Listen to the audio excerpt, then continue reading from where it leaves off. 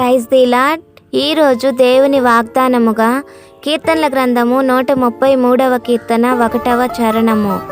సహోదరులు ఐక్యత కలిగి నివసించుట ఎంత మేలు, ఎంత మనోహరము. మనలో ఐక్యత ఎందుకు ఉండాలి? ఈ భూమి మీద మనుషులుగా ఉన్న మనందరం సహోదరులమే. మన మధ్య పగలు కక్షలు ఉన్నాయంటే కారణం మనలో ఐక్య స్వభావం లేకపోవడం వలననే. ఐక్యత అంటే ఒకరి మాటతో మరొకరు ఏకీభవించడమే. ఐకమత్యమే మహాబలం అన్నారు పెద్దలు. 3 పేటల తాడు త్వరగా తెగిపోదు అని బైబిల్ అంటుంది.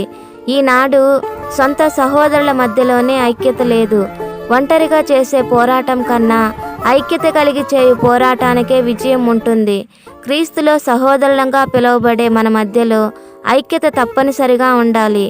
ఐక్యత కలిగి దేనికోసమైనా మనం ప్రార్థన చేస్తే అది నెరవేరుస్తానని దేవుడు వాగ్దానం చేస్తున్నాడు.